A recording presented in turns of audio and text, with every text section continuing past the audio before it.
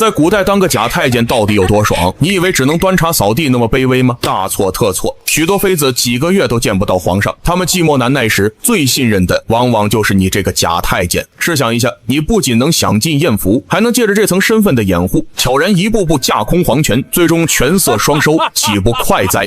你本是个阅女无数的足浴城老板，就在你验证新来小妹的手法时，由于太舒服睡了过去，再睁开眼时却意外穿越到古代一个小太监身上。好在这小太监是个冒牌货，男人该有的东西他都有，但你还没来得及松口气，又赫然想起今晚你就要被秘密处决，只因3天前你被派去打扫太子武烈的书房，却忘了在门外挂清扫牌。你正在房间里打扫时，太子武烈带着太子妃魏密和羽林校尉武陵进来商谈要事。本来你应该立即出去拜见的，可谁料太子进门就爆出一个惊天大秘密，吓得你大气都不敢喘。原来武烈早年征战的时候受过难以启齿的重伤，婚后3年时间，太子妃魏密不仅没有怀孕，甚至还是完璧之身。魏密可是赫赫有名的大武朝第1美人，正常男人谁能忍得住啊？现在外面流言蜚语越来越多，若是传到皇帝那里，他的太子之位定然不保，因为不孝有3，无后为大，若是没有子嗣，他根本就不可能继承皇位。所以武烈想让太子妃借着这次回娘家探亲的时机，偷偷找人借种生子。事成之后，武陵再神不知鬼不觉地杀了那个男人。但是贵为大武王朝的太子，未来的帝王，这种羞于启齿的秘密怎么能让你一个下人知道？虽然你一口咬定什么都没有听到，但太子依然决定要处死你。你躺在柴房凉飕飕的稻草上，脑子飞速转动，很快就有了破解之法。然而就在此时，柴房门却被轻轻推开，一名宫女鬼鬼祟祟的进来，又立即将门反锁。这名宫女是太子妃的贴身丫鬟冬儿，她端着一碗热腾腾的面放在你面前说道：“你快吃吧，吃完了我满足你一个心愿。”你一脸茫然地问：“满足我什么心愿？”冬儿的美脸唰的一下就红了，她小心翼翼地说道：“你之前轻抚我的时候，不说还没摸过女人吗？临死之前我让你试试，你这才想起来，你之前确实一直在撩逗这个宫女，只不过人家嫌弃你是个太监，最后还差点向太子妃告发，你为啥突然这么好心？”宫女见你问她，心虚地回道：“太子的书房一直都是我打扫的，但那天我来事儿了，浑身无力，才让王总管派你去的，所以这次就当是给你的补偿吧，以后做了鬼你不要怨我就好。”他顿了顿，继续说道：“我不能在这待太久，最多1刻钟，你抓紧时间吧。”冬儿说完就迫不及待地解开腰间束带，他娇羞地躺在草堆里，闭上美目，静静等待你的咸猪手。他倒不担心你会对他怎么样，毕竟一个小太监又能做什么呢？最多不过是过干瘾罢了。这个冬儿不仅是宫女，还是太子府第1武姬，曾在宫里给皇上和文武百官表演过。她身段妖娆，长相漂亮，此刻绝色佳人躺在杂草上，凌乱中带着一丝期待，简直让人浮想联翩。你恶作剧地捏了下冬儿魔鬼般的小蛮腰，她便吓得一哆嗦，紧咬嘴唇，浑身颤抖。若是过去的你，死前怎么也要在此等尤物身上爽一把的，让这个女人看看谁才是太子府唯一的真男人。但现在你却收回了手，因为你知道你并不会死。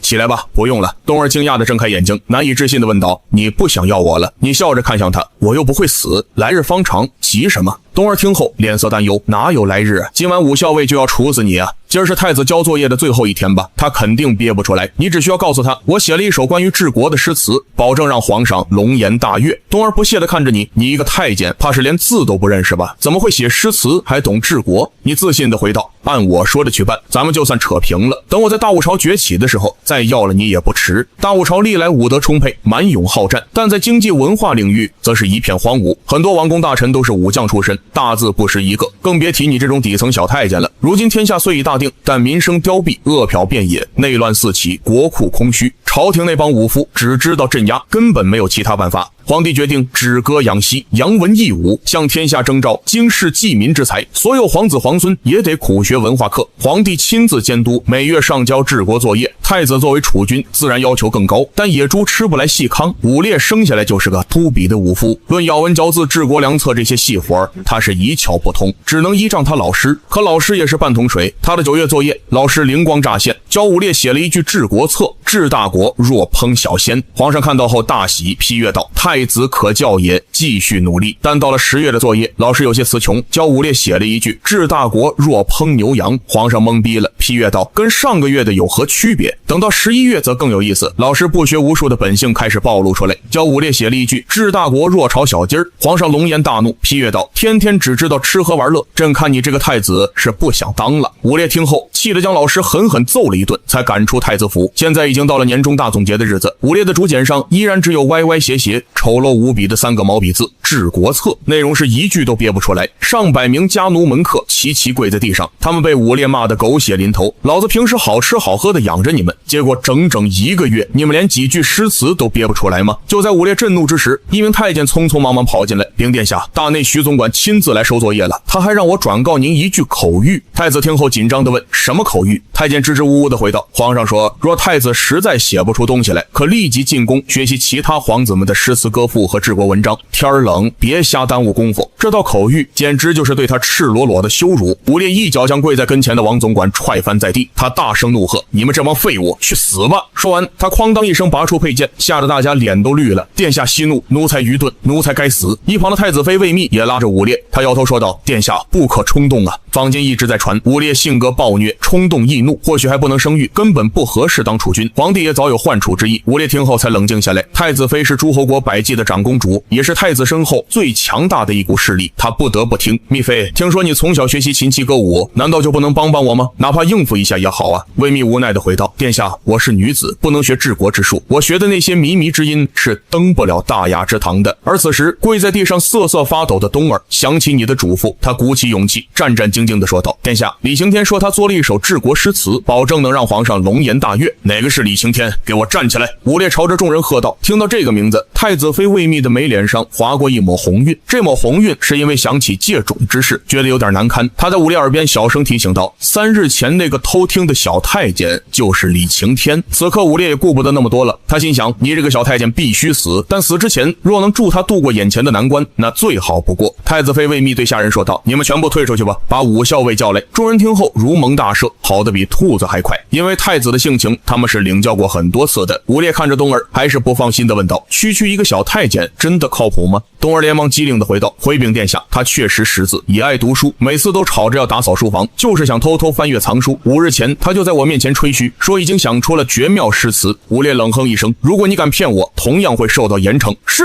东儿被吓得脸色煞白，心想：李晴天，你小子可千万不要害我啊！很快，羽林军校尉武陵便走了进来，他芳龄20，身穿白银铠甲，系着一袭红色披风，腰挂环手刀，英姿飒爽，正是大武王朝赫赫有名的金国大美人。他不仅是京畿禁卫军8校尉之一，更是当今圣上的亲侄女，太子的堂妹，也是支持东宫的第2股势力。他一进门便对太子双手一摊：“哥，你找我干嘛？我可不会吟诗作赋啊！”伍烈命令道：“武陵，你去把李晴天给我提过来。”武陵不解：“哪个李晴天啊？今晚要处死的那个小太监吗？”“没错。”东儿说他想了一首治国诗词，我想看看是否属实。武陵撇了撇嘴：“哥，你没搞错吧？他只是一个小太监，哪里懂什么治国，肯定是死到临头的挣扎罢了。”太子妃魏密却说道：“武陵，这倒也未必。听说李晴天来自楚地，那里曾是俊才辈出之地，招来试一试也无妨。”伍烈连忙点头：“没错，徐福就在门外等着要作业呢，难不成等父皇亲自来要啊？”武陵这才干脆地说道：“行吧，我去提他过来。他要是敢胡说八道，我立即拖出去砍了。”说完，他便走了出去。与此同时，你正拿着黑炭在墙壁上写下了诗词的第1句：“治国宜将质朴看。”就在此时，砰的一声巨响，木门被一脚踹开，只见武陵威风凛凛地走了进来。他看着你，冷冰冰地说道：“听东儿说，你懂诗词歌赋，还懂治国之道。”你头也不回地答道：“略懂1、2。我祖上乃是江陵书香世家，自我3岁起，家父就偷偷教我读书写字。”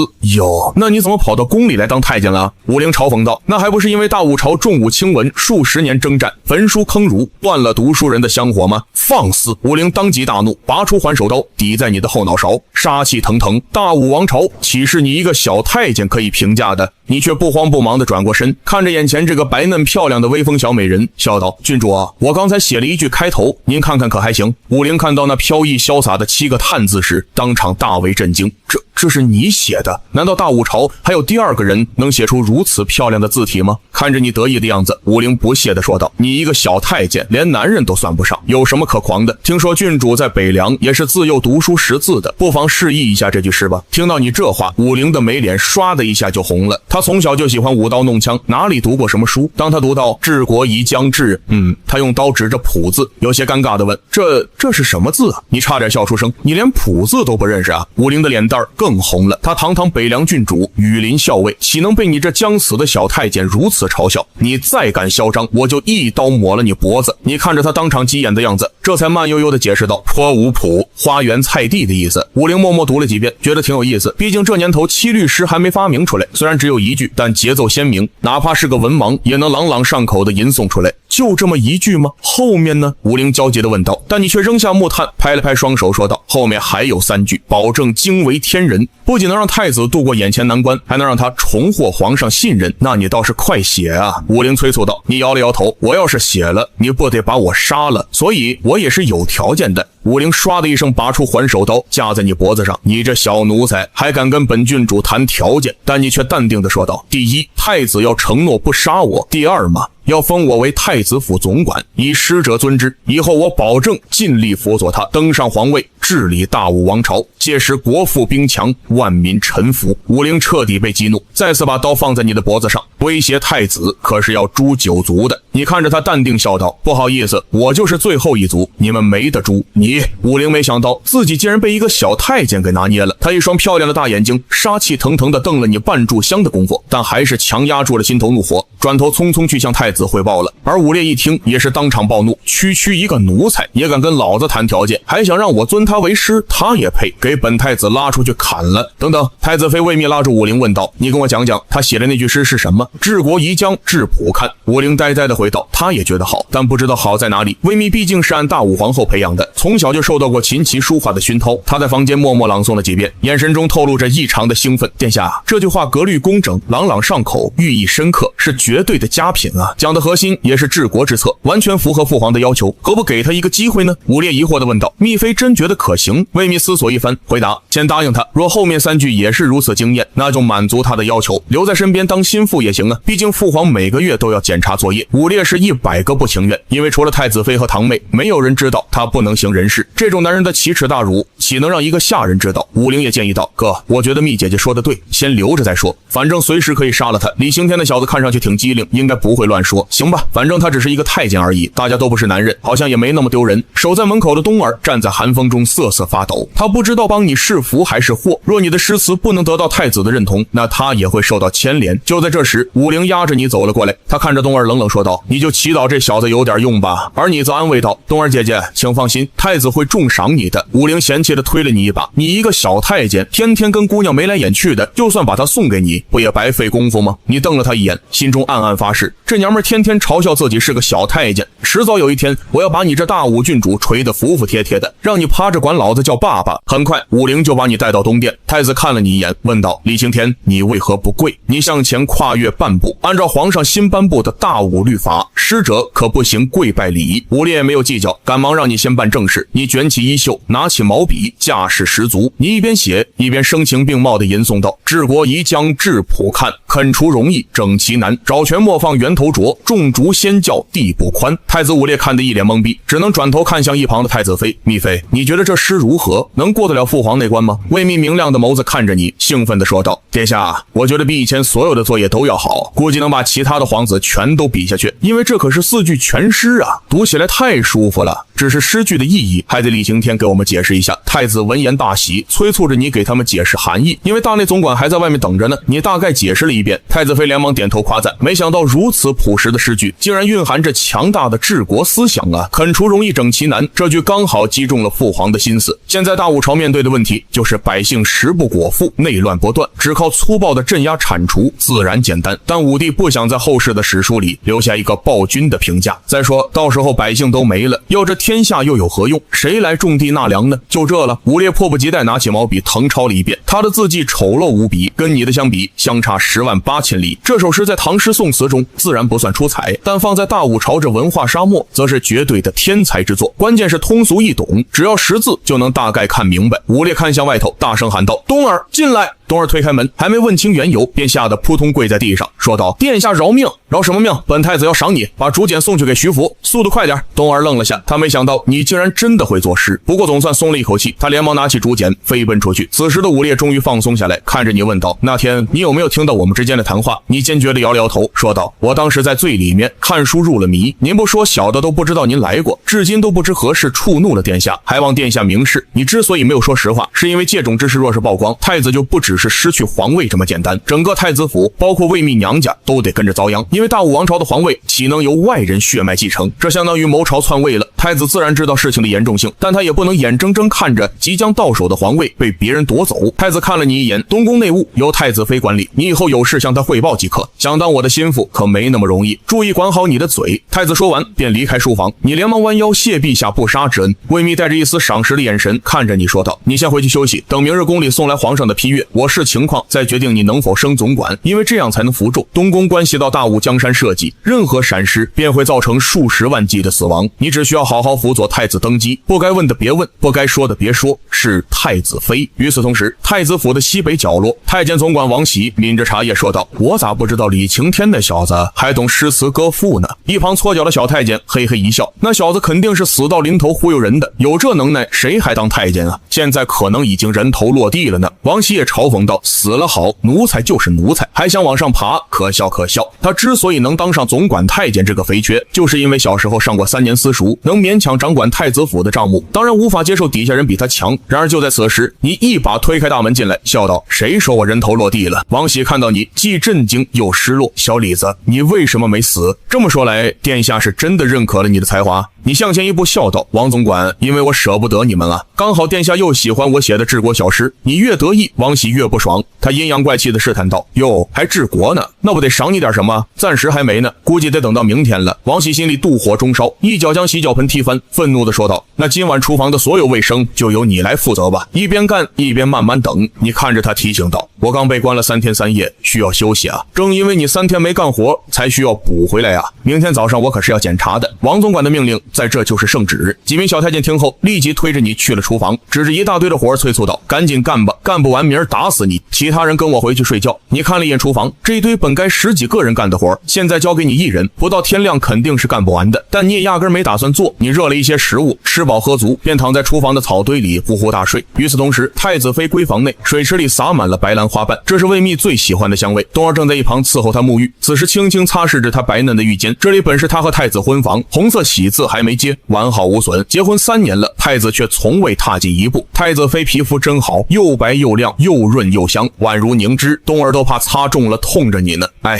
天生丽质又有什么用呢？魏密闭着眼睛，脸上红润透亮，却难以掩饰他的寂寞和失落。3年前的大婚当日，他坐在床边翘首以盼，可太子却喝得烂醉如泥。本以为太子很快就会把持不住的，因为她是大武王朝最美的女人，谁又不想采撷呢？但日复一日，太子似乎把他这新娘子给忘了。魏密想不通，但碍于尊贵的身份和传统礼教，又不敢开口问。直到几天前，武烈实在扛不住外面的流言蜚语，才向他坦白自己那方面不行，需要找别的男人借种，早点把孩子生下来。魏密听后失落至极，10000个不愿意。堂堂太子妃，未来的大武朝皇后，岂能容他人玷污？还要弄到怀上孩子为止。但她别无选择，因为嫁入帝王家，一切都得以皇权为重，况且她还背负着魏氏的命运呢。魏密突然问道：“冬儿，那个小太监和你关系很好吗？”冬儿连忙解释道：“也不算很好，他有点不正经，总是对我眉来眼去的。”魏密摸着自己美脖，好奇地追问：“不是都说净了身的男人对女人不感兴趣的吗？”冬儿也是一脸茫然：“我也不太懂，可能他色胆包天，被淹了也贼心不死吧。太子妃，您若提携他当内务总管，以后天天打交道，可要小心点，可别被他祸害了。”魏密嗤笑道：“哪有太监敢打太子妃主意的？他可没那个胆。”不过魏密虽然嘴上这么说，但心里却对男人的撩拨有些好奇，心想究竟是什么滋味呢？次日清晨，你睡得正香，却被几个小太监踢醒。小桂子气呼呼地对你吼道：“你特么不要命了！我干爹让你打扫厨房，你连碗都没洗，早膳怎么办？”你站起来打着哈欠说道：“我被关了3天3夜，哪有力气干活？”小桂子盯着你恶狠狠地说道：“你就等着挨板子吧。”说完，他便屁颠屁颠去告状了。很快，王喜便气冲冲进来，他看着狼狈不堪的厨房，气得直翘兰花指：“反了你，在这里竟敢不听我的命令，给我拖下去，狠狠地打20大板！”你不慌不忙说道：“王总管，我劝你等等。”今日太子妃可是要封我为太子府总管的，你敢打我的板子，搞不好得脑袋不保。”王喜听后哈哈大笑道：“老子在这做了10几年总管，看着太子长大的，你想取代我，除非你祖坟冒青烟。”你不以为然的笑道：“那你就试试吧，太子的脾气你应该很了解。”王喜看着你胸有成竹的样子，一时竟有些犹豫了，因为你能活着回来，根本不是太子的行事风格。武烈喜怒无常，杀奴才从来是眼都不眨一下的。他沉思了一会儿，说道：“先把他拖到柴房锁起来，等我们忙完早膳再打。”小桂子带着几个太监将你抓到柴房，恶狠狠地骂道：“待会儿老子要亲自打你，狠狠地打，往死里打，就凭你也配挑战我干爹？”你看着他笑道：“这可是你说的，待会儿你要不打我，我就要打你了。”小桂子被你气得咬牙切齿，我看你嘴硬到几时。今天太子府早餐的工作量非常大，等忙完的时候，王喜自己都快累垮了。他想到你是越想越气，小兔崽子，这太阳都晒到屁股了，也没人来搭理你啊，敢忽悠老子，今儿打不死你。小桂子，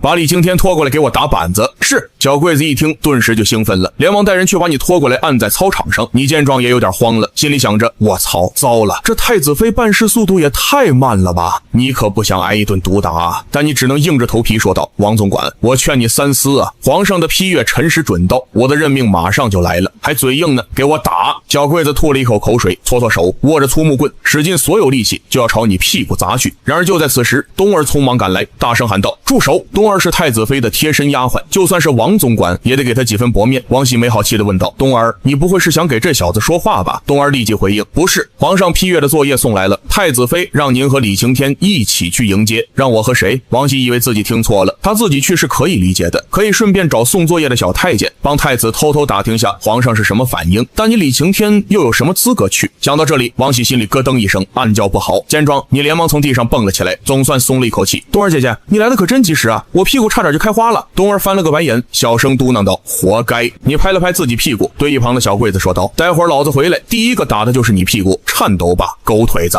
小桂子当场就傻眼了，一脸懵逼地看着王喜，而你说完便快速朝着东殿赶去。此时东殿里坐着3位将军，一位是镇北大将军陈元和他麾下2名心腹大将，他们以前都是太子的旧部，此时在北境陈兵20万协防北夷，这次回京是要汇报军情，顺便给百济王传几句话给太子妃。魏密见你进来便说道：“你们快给3位将军斟酒倒茶，他们舟车劳顿，定要伺候周到。”是太子妃。武烈也瞟了你几眼，见你还算机灵，他便也放心不少。陈将军能否帮我向父皇提个建议？我正好要带太子妃回娘家探望岳父，顺便带兵去把那些北夷给灭了吧。武烈之所以这么说，是想以打仗的名义在百济国多待些时日，直到确认太子妃怀上孩子后再返回京都。而陈元以为太子是想刷战功，便有些为难的笑道：“我到时候试探下皇上的意思吧，他不让殿下亲赴战场，也是担心您的身体。”武烈听后有点不高兴，自从上次重伤之后，父皇似乎便不再信任他了。他急忙说道：“我身体强壮得很，80斤的弓照样拉得起来，但只有魏密知道太子在吹牛皮，他身子骨一天不如一天，说不准现在连50斤的弓都够呛。”就在此时，大内总管徐福被宫女带了进来，他举着皇上批阅的作业，笑道：“恭喜殿下。”武烈有点吃惊，连忙站起来迎接。之前3次都是宫里的小太监送来的，这次父皇的心腹亲自过来，意义肯定截然不同。则劳徐总管亲自前来啊。徐福笑道：“因为皇上高兴，还特意让我转告几句口谕给殿下。”武烈内心大喜，连忙打开作业，上面用赫然写着几个大字：“文采出众，直击要害，为父甚慰，继续努力。”他父皇已经5年没对他用过为父2个字了。武烈感动得差点当场跪下，激动不已：“密妃，快看看父皇对我的评价。”王喜过去准备接传，过去这类活都是他来干的，可武烈却挥挥手说道：“让李晴天来吧。”是。你走过去，淡定地接过竹简，亲手递到魏密玉手之中。王总管见状，心里哇凉哇凉的，感觉这次真的要完犊子了。魏密看到评语也是分外开心，这评价比他想象中的还要好10倍。他再次交到你手中，语气也温柔了许多：“给陈将军看看。”他这么做是要向手握重兵的陈元证明，太子依然是皇上最宠爱的皇子，坊间唤楚的传言不可信。陈元看后也是大为震惊，太子如何能写得出这等诗词？东宫必有高人指点啊！但这不要紧，能招贤纳士也是一种本事，只要能博得皇帝开心，一切都好说。陈元连忙拍马屁：“殿下真乃文武全才，难怪圣上龙颜大悦，能让父皇开心是做儿子的责任。”徐总管，父皇的口谕但说无妨。徐福连忙站起来说道：“皇上说太子要戒骄戒躁，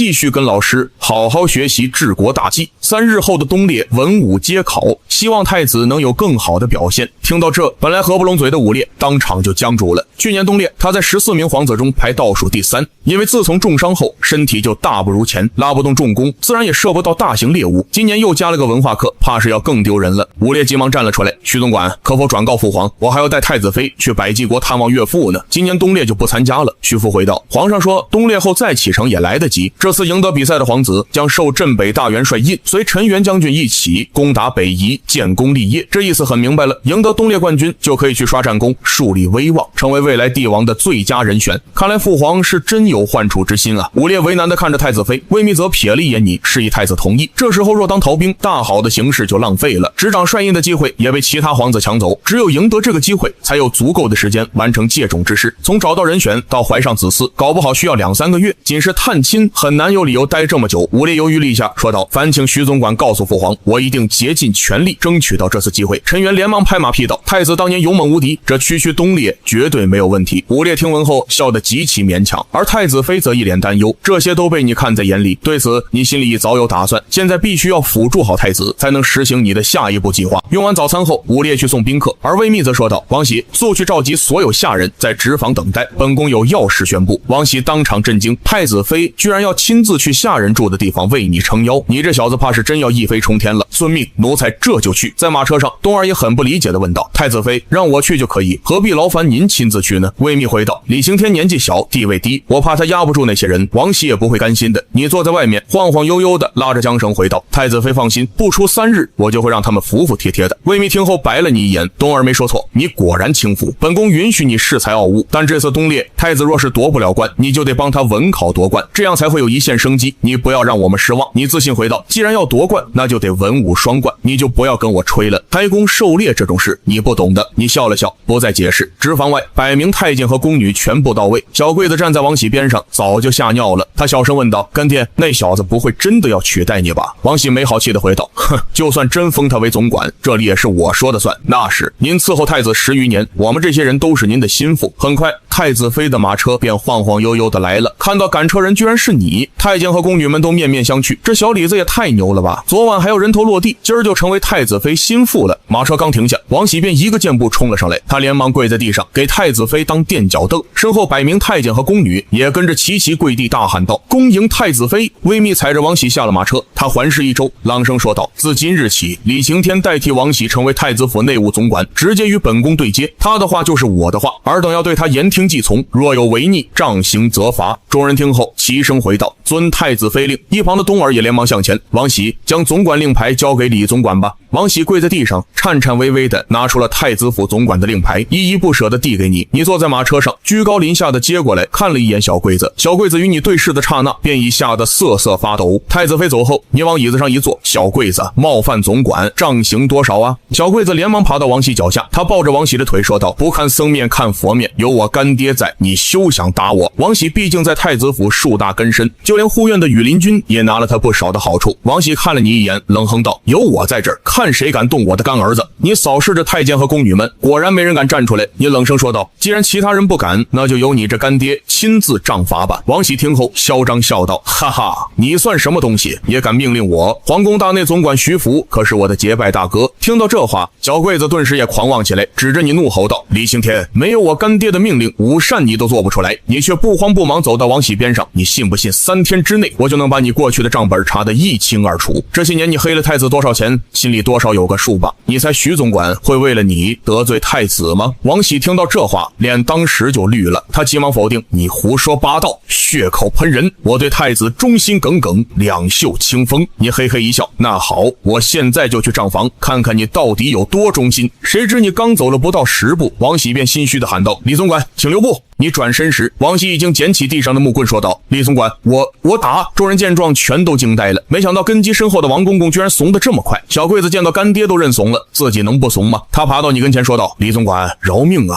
之前是王喜让我打你的，要报仇你打他啊！”你看着他笑道：“王喜不是你干爹吗？难道是父债子还吗？他不是我干爹，他是我孙子。以后李总管您才是我干爹。”小桂子磕头如捣蒜，一口一个干爹的喊着。你看着他这小身板，心想如果真的20棍子下去，那他可真扛不住啊。而你也只是想立个下马威，此时你刚上任，也不想结死仇。既然你诚心忏悔，那就把这20棍记在账上，以后看你表现吧。谢谢干爹，我这就去给您收拾房间，让王喜这个老鳖孙从单间滚出来。你点点头，应了一声，去吧。其他人各就各位，赶紧干活。跪在你身前的众人齐声回道：是，李总管。100来号太监宫女们，除了总管住单间，其他都是10人间的大通铺。很快，一个最干净宽敞的房间便腾挪出来。小桂子来到你面前，讨好的说道：干爹，您先休息，我去厨房帮忙了。你看了他一眼，吩咐他去把工匠的所有工具都借过来，再去护院羽林军那儿借一张50斤的弓。好嘞，干爹，我这就去。这就是小桂子的生存之道，谁强谁就是他干爹。你莫名其妙多个干儿子，倒也乐在其中。另一边的太子妃魏密已经做好了中午饿肚子的准备，因为你今日刚上任，那些王喜的心腹们肯定会搞事。可没想到午膳竟准时送了过来，甚至比平日里更加丰盛。魏密夸赞道：这才2个时辰，李刑天就搞定了100名下人，果然有些手段。东儿不屑地说道：他搞定什么呀？一上午都在那埋头造弓呢。魏密不解地问：他还懂造弓？是啊，他说要改造一张复合弓，好让太子能勇夺东列冠军。什么是复合弓？我怎么没听说过呢？东儿摇摇头，我也不知道，好像挺复杂的。他还画了图纸呢，说50斤的力可以射出100斤弓的效果，连野牛都能射得死。